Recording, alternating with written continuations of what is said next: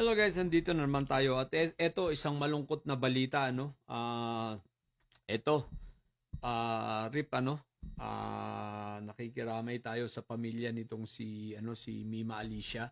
So siya po ay wala na. So siya ay binaril kagabi sa Caloocan. At sa tama ang ulo. So confirm po, patay na si Mima Alicia. Sa mga hindi nakakakilala, si Mima Alicia po ay isang loyalistang vlogger natin. At kasama natin sa pag-vlog, no, sa pakikipaglaban dito sa mga may sayad, sa mga siraulo at mga may saltik na didilis, no. At eto nga, kung naaalala ninyo yung sinasabi namin dati ni Pebbles na meron ng mga banta talaga sa buhay. Ako, pero hindi ko nabanggit. Parang nabanggit ko yata si Mima Alicia na rin nun. Hindi ko lang matandaan, no? Si Mima Alicia, sino pa ba mga kasama nun? Si Mike, si Nyolo yata kasama rin, ano? Tsaka si Mami Peng.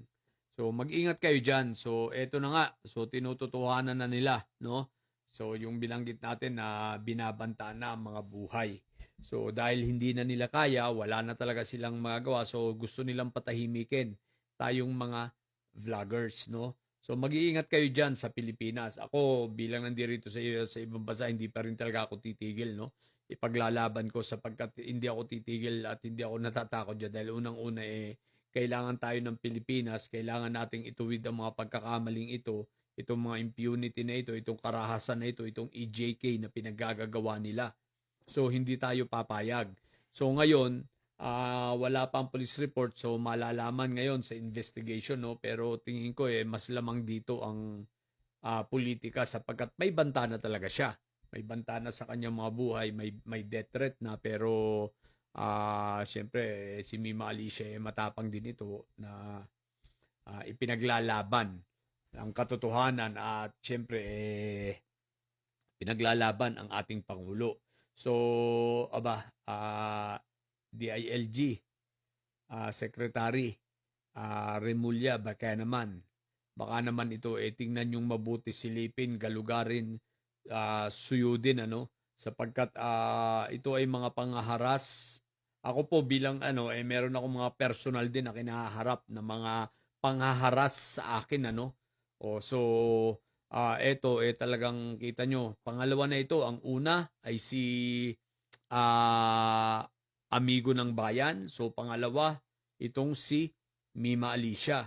Bata pa naman ito, no? Babae, bata. Ganyang kawalang hiya ang mga didilis, no? So, DILG Secretary John Wick Remulla, baka naman pakiimbestigahan na mabuti at pakitingnan ito. Okay? So, yun lang po. So, confirm po na si Mima Alicia ay wala na, ang ating ka-BBM. Sa pamilya po niya, kami po ay nakikiramay sa inyo, no? At sa mga kay Mima, kung nasan ka man ngayon, huwag kang mag-alala, itutuloy namin ang laban. Hindi rito magtatapos, hindi rito matutuldukan at hindi tayo magpapadala sa takot. Ipaglalaban natin ang ating bayan, ang Pilipinas, laban sa mga didilis na ito na mga kriminal, walang ibang alam kundi ganyan, gumawa ng masama sa kanilang kapwa. Anyway, may karma naman yan. Sigurado ako, babalik sa kanila yan. Okay? Babalik yan sa mga may pasimuno ng lahat yan, lalo kay Inday Sayad. Okay? So, ilan po, at sa mga bobong didilis na nyo, no? Mga wala talaga kayong mga kwenta, wala kayong bayag, puro ganyan lang ang kaya nyo. Diba? So, ilan po, at again, nakikiramay tayo sa pamilya ni Mima Alicia. Ilan po, bye.